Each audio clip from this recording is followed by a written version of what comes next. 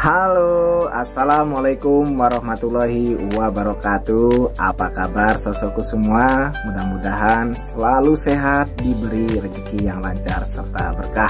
Amin. Kembali lagi bersama saya di YouTube channel Dokter Bertualang.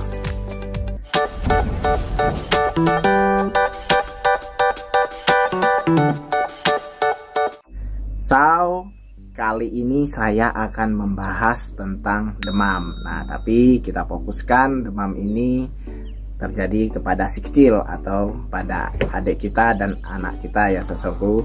Nah, apa sih demam itu? Tentu sosokku sebagian sudah tahu, namun akan sedikit saya ulas tentang demam. Demam itu ketika suhu tubuh si kecil meningkat, yakni di atas 37,5 derajat Celcius.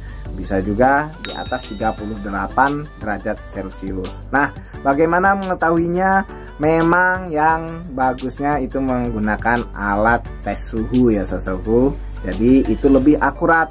Mungkin tapi sosokku tidak mempunyai alat tersebut di rumah. Nah, tapi memang lebih bagusnya memakai alat tersebut. Jika tidak ada, ya walaupun ini nggak akurat ya bisa juga lah sosokku bantu tempelkan pakai tangan kita. Jika kerasa panas, ya ini curiga tentu si kecil sedang mengalami demam. Nah, demam ini ada sebabnya. Mengapa kok tubuh si kecil bisa menjadi demam? Satu, jadi karena terinfeksinya bakteri dan virus. Nah, selanjutnya demam juga bisa muncul karena efek dari imunisasi ataupun vaksin. Nah, selanjutnya demam juga bisa muncul karena ketika si kecil terlalu lama di luar suhu yang dalam keadaan panas. Jadi di luar ruangan yang suhunya memang sangat tinggi, itu bisa juga menyebabkan demam. Kemudian tentu kelelahan, kekurangan cairan, minumnya kurang, ini bisa meningkatkan suhu pada si kecil. Nah, tapi sosokku jangan langsung panik. Nah, demam ini adalah bentuk respon tubuh si kecil. Jadi ketika ada penjahat yang mau masuk, ada tentara di dalam tubuh si kecil. Jadi ada bentuk pertahanan tubuh, yakni imunitasnya sedang bekerja. Nah, jadi tentaranya nih ngelawan nih. Ada penjahat masuk, dilawan, akhirnya muncullah demam tersebut. Nah, bagaimana nih tipsnya mengatasinya ketika si kecil mengalami demam? Sosokku jangan langsung panik. Ini ada beberapa tips yang bisa saya berikan. Bisa sosokku tangani dulu, atasi dulu di rumah sendiri. Nah, yakni yang pertama, tentu usahakan jangan sampai kekurangan cairan. Jadi minumnya jangan sampai kurang. Nah, kemudian sosokku bisa bantu dengan kompres. Bisa dikompres dengan air hangat-hangat kuku.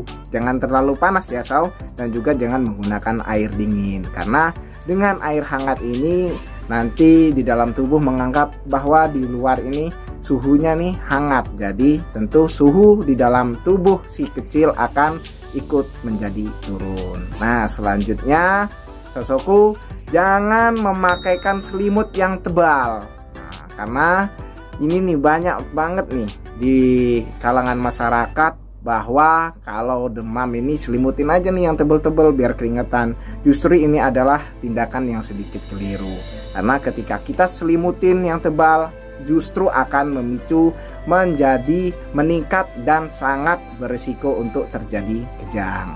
Nah, selanjutnya jika di ruangan memakai AC, memakai kipas angin, usahakan suhunya jangan terlalu dingin.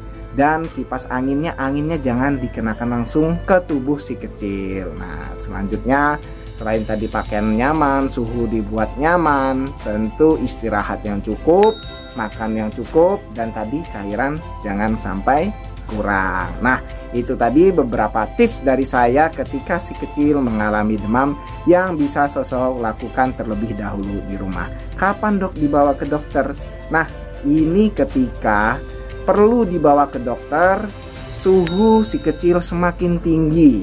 Nah, kemudian apalagi sampai 3 hari suhu tubuh ini tidak mau turun juga. Harus segera sosokku bawa ke tenaga medis terdekat ataupun dokter.